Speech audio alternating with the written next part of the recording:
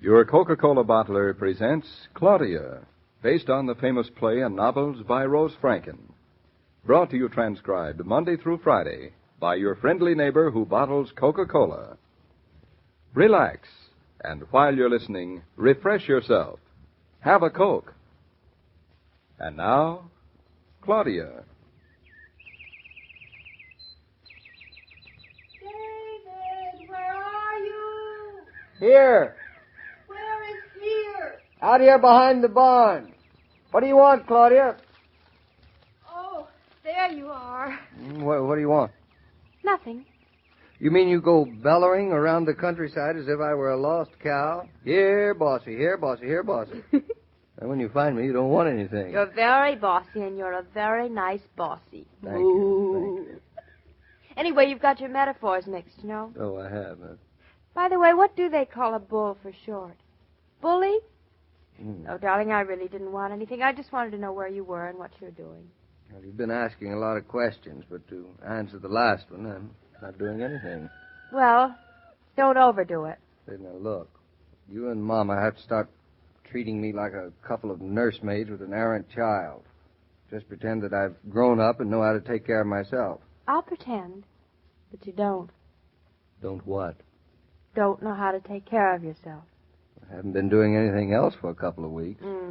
Any day now you're going to get fed up and start doing something foolish, and I intend to be on hand to stop you. What do you do?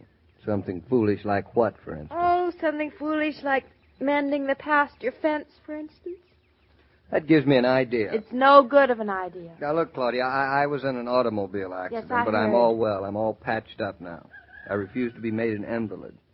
A hammer and a pocket full of staples and renailing the down wire on the fence is not hard work. And I am going to do it, no matter what you say. I won't say anything. I'll bet. But I think it's foolish. Oh, you think it's foolish? Tell me one reason why you think it's foolish. Let me see. Because the wire doesn't need nailing up. And have our cows... Cows, singular, and yet to be. I stand corrected. And have our singular cow wandering all over the countryside? No, sirree. You were with me yesterday when we walked out here and looked at the places the wire is down. You looked at the wire, darling, but I looked at the look in your eye. And... And what? And I told Fritz to mend the fence. He fixed it yesterday afternoon. Oh. I wish that Bobby could walk. You've done it. Done what? Out non sequitured me. That's the word, isn't it?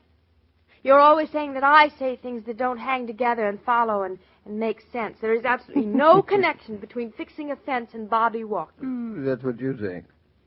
If Bobby could walk, he could get himself into all kinds of wonderful trouble, and you'd have your hands so full worrying about him, you wouldn't have any time for me. That's what you think. I always have... David, do we have any bears or wild animals? Come again? I'm not following you. I said, do we have any bears or wild animals around here? I'm just asking a simple question. A simple question out of the blue. A simple question out of those elder thickets on the hillside over there. Something moved. Where? I don't see anything. It's bigger than a rabbit or a woodchuck, and it's not as big as a cow. So it must be a bear. No, I don't see anything. I suppose you didn't hear anything? Yes, I heard something, and that hunter is going to hear something from me. David, your nostrils are white. I don't think it's wise. You don't think what's wise? Dr. Barry doesn't want you to overexert, and whoever fired that shot has a gun. And he's done his last shooting on this place. Hey, you up there on the hill, come over here. I want to talk to you. These city pot hunters, shooting everything that moves, breaking down fences, starting fires. When will I get him? I'll give him a piece of my mind. There he is, darling. Where? I don't see him. See, just to the right of that thicket? Oh, I guess you won't have to give him a very big piece of your mind. I'll blister him. Why won't I? Well, because he isn't a very big hunter. Oh. He is a sort of a half-pint Nimrod. Oh, and I know him. My old fishing companion, Jimmy. Hey, Jimmy! Jimmy! Hey, come over here a minute. Don't blister him too hard, David. Just shoo him off the place and tell him he has to hunt someplace else. This land is posted. That's not so easy. You see, Jimmy is a neighbor. Well, neighbor or not, you wanted this to be a place where animals weren't hunted. You don't hunt yourself. You posted the land. Jimmy can read. I guess he didn't think these signs applied to him. Well, he is just a child. When he comes over, you can sort of explain it to him. That he's a child? No, you goop, that he isn't to go hunting. I'm afraid he wouldn't understand. There is very little that little boy doesn't understand. Jimmy is a smart tyke. Well, Look, if you're afraid to tell a little boy to scat and skedoodle off the place, I'm not. I don't like the idea of things being killed on our place, and neither do you. What would you say to him? Well, I'd say, Jimmy, Mr. Naughton and I don't want any shooting on this place. Oh. We don't do any shooting, and we don't want anyone else to do any shooting. That is why we put up the no trespassing signs. Trespassing? Now, that's a pretty hard word for a boy to understand. And I'll spell it out for him. It means private property. It means stay out. That's a pretty hard idea for a neighbor to understand. But we own the land. It's ours. We pay taxes so we can... That's what the deed says. To Claudia Naughton and David Naughton. All that certain piece, parcel, or tract of land to have and to hold in fee simple. In language simple. That's a lot of legal balderdash. That it is. It means we have certain rights, but... Honestly, men make simple things so complicated. It means we either own the land or we don't. Oh, it means that all right. But I'm afraid that there are certain rights of others that the deed doesn't mention. You see, all the people who live about us, they and their families have lived here for generations. Hello, Mr. Naughton. Hello, Mrs. Naughton. Hello. Hunting, Jimmy? Yeah. Mm-hmm. Did you get anything? Well, almost. That's good. No, it would have been better if I'd hit him. Well, I closed my eyes. I guess I got a bad habit of closing my eyes. I didn't exactly mean that when I said that's good. I meant What that Mrs. Naughton meant, Jimmy, was that it must have been a pretty good shot to almost get him, but you didn't get him. By the way, what was it that you almost got? Woodchuck. Woodchuck. You mean one of those funny little brown things that look like bears and sit up and hold its paws together and wiggles its nose and falls backwards down its hole when you make a noise? That's a fairly accurate description of a woodchuck. And you really wanted to kill it, Jimmy? Woodchucks is bad, Mrs. Naughton. Little brown things like that? Sure are. They raise all heck with new-seeded fields. And Mr. Warren had a cow last year what stepped in one and broke his leg. I mean her leg. But, Jimmy, Mr. Naughton and I haven't any cows. Yet. David, are you with me or against me? Oh, I'm standing on the sidelines. Well, anyway, a cow has to take his chances. Her chances. And we haven't got any new planted fields. Yet. Now, what Mrs. Naughton is trying to say, Jimmy, is that she didn't know woodchucks were so dangerous. What I meant to say, that's Jimmy... That's a wonderful rifle. What is it? It's a Stevens. A single-shot Stevens. It's all right. Mm-hmm. All right, it's great. If it was a repeater, I would have got that woodchuck. Well, a lot of big game has been shot with a single-shot rifle. That's all the pioneers in this country had, you know. Only with a single shot, you have to be good, you know. There's one chance. It's more sporting. David, don't you think that just coming to the point... Claudia, guns are man's business. I'll explain all this to you later.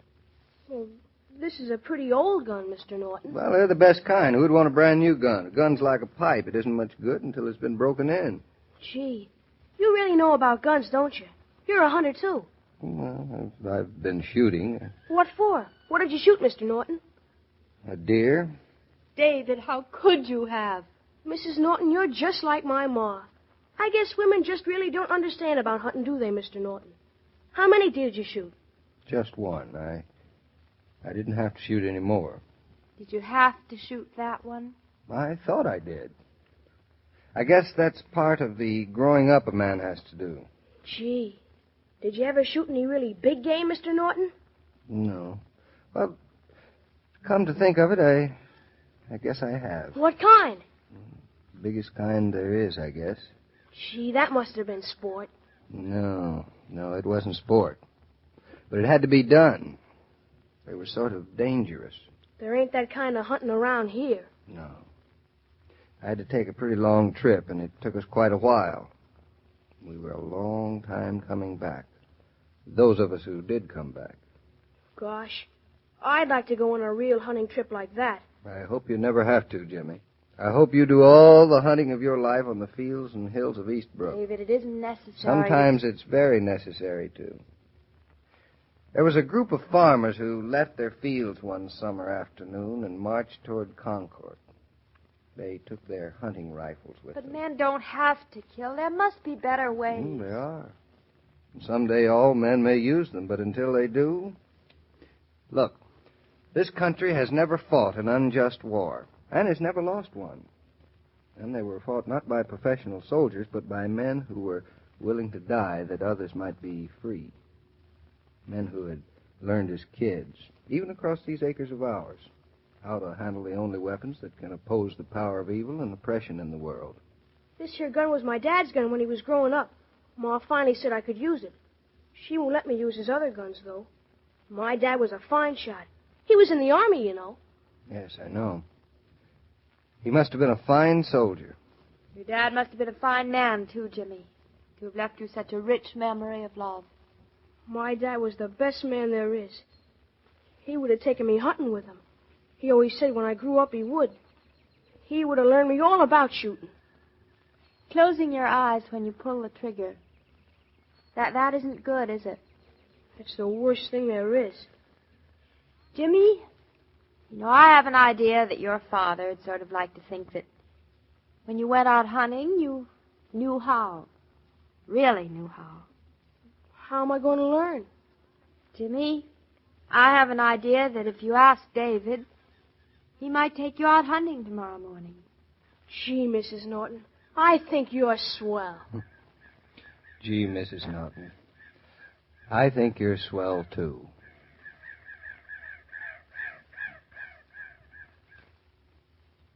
When you snatch a few minutes during housework to listen to the radio, you can make those minutes even more enjoyable. Go to the refrigerator, get an ice-cold bottle of Coca-Cola, and refresh while you listen. Keep Coke on hand, and you can always listen refreshed. Hi, Mr. King. Hiya, Jimmy. Hey, it wouldn't be that I saw you carrying that rifle across the Naughton's fields. They just posted their land, you know. Oh, that doesn't apply to neighbors. The Naughton's ain't like city folks or summer people. There's a difference? Sure is. The Naughton's belong. They're, Neighbors? That's a nice distinction. And I think I get it. By the way, did you get anything? Almost. But I closed my eyes. But Mr. Naughton's going to show me how about shooting. Him and I were going hunting tomorrow. You are? Gee, wish I could go along. Maybe I might. But say, what does Claudia think of your hunting? Ah, you know women. At first she didn't seem to like it so much, and then she came around and said all right. Women aren't so bad underneath, and next to my ma, I guess Mrs. Naughton's better than most. A very profound observation, Jimmy. Well, I'll be seeing you, maybe tomorrow. Now, as I was about to say, every day, Monday through Friday, Claudia comes to you transcribed with the best wishes of your friendly neighbor who bottles Coca-Cola. So listen again tomorrow at the same time. And now this is Joe King saying au revoir.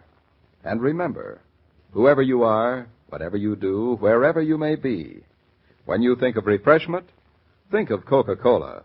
For Coca-Cola makes any pause the pause that refreshes. And ice-cold Coca-Cola is everywhere. This broadcast of Claudia was supervised and directed by William Brown Meloney. And now here's a word from your friendly neighbor who bottles Coca-Cola.